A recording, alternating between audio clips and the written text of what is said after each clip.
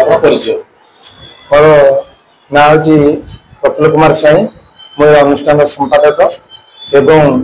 आशीर्वाद शिशु विद्यार मंदिर ना दि जाइए अनुष्ठान में 17 जन गुरुजी गुरुमा भी अच्छा 271 जन मोर छात्र छात्री अध्ययन कर अंचल 20 वर्ष दीर्घ 20 वर्ष है अनुष्ठान घात प्रतिघात भितर चली ये अनुष्ठान बहुत छुआ माने शिशु भाई भाई मैंने कृतकार्य होती नवोदय आदर्श एवं तृतीय वृत्ति पंचम वृत्ति रामानुजन गणित एवं आमर श्री निवास गणित प्रतिभा आमर माने ब्लॉक स्तर जिला स्तर एवं राज्य स्तर तृतीय स्थान में अधिकार करिछि एवं खेल भी आमर कलिंग स्टेडियम पिला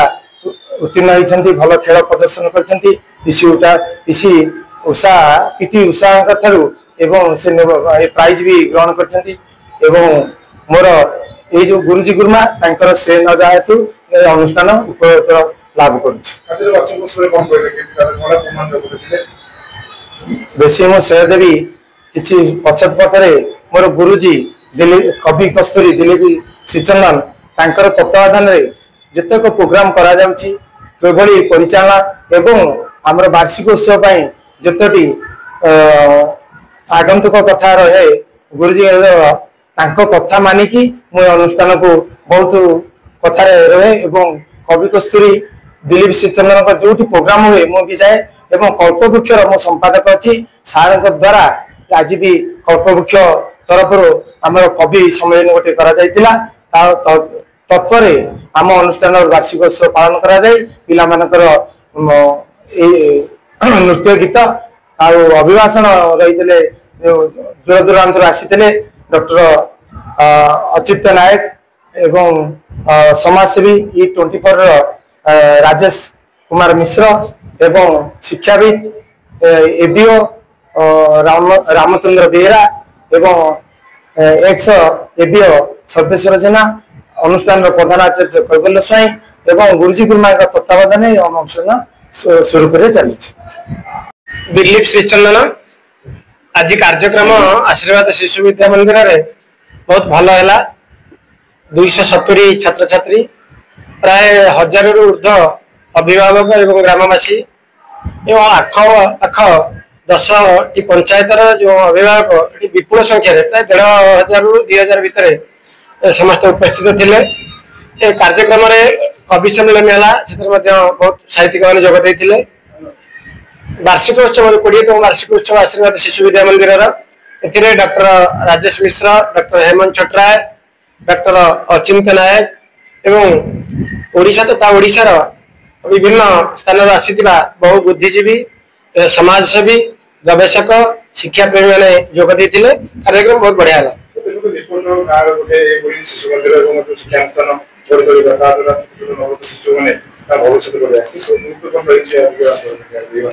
चीन में गोटे कथा कह जाए जे अंधार अंधार कही चित्कार करने अपेक्षा डीएसएल काठी मारी दियो भल आलोक हम एवं अंधार हटिज से चीन में आउ गोटे बढ़िया कथा कह जाए जब तुम कोटे खोल गोटे गाँव लोक उपकृत हे तुम्हें जब शिक्षानुष्ठान खोल गोटे देश गढ़ार गोटे मूलदुआ गठन कर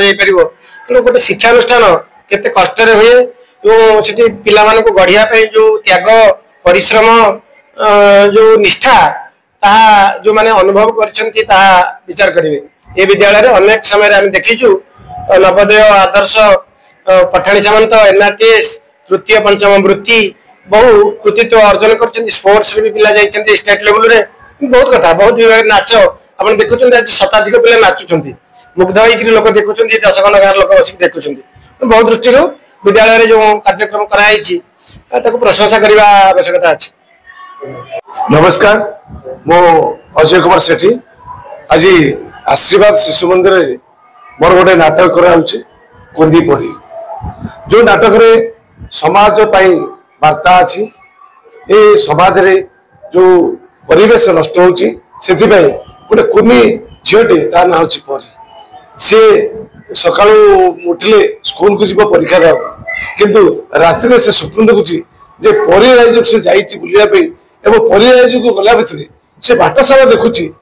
कोटी कौन असुविधा अच्छी आरिवेश केमी नष्ट से विभिन्न समस्या को देखुची शेष से अनुभव करुचे प्रकृत में आम मनुष्य जाति का माने परिवेश केते काल शेष से ता बापा भुगुनी आनी जो बड़ा भुगुनी से फोपाड़ी दी जाइए जरूरी आनी कारण पॉलिथिन प्लास्टिक बर्तमान सारा संसार ध्वंस जाऊँगी से मध्य परिवेश नष्ट होदे ना गछ कटा तेणु मनीष जीवनटा हूँ से गछपाई कारण गछ ना कि कथा अच्छी गछ ना तो कि तेणु आम समस्ते समस्त अनुरोध करुच्ची नाटक माध्यम कही जे समस्ते गोटे गोटे गछ लगातु खाली लगे हेनी जत्न नियतु पिलाटी जमी आम पाचे पोषण करुचे सेमती गछटी को पाड़ा पोषा और बड़ करवा जहाद्वारा संसार को से बचाई पार। जय जगन्नाथ।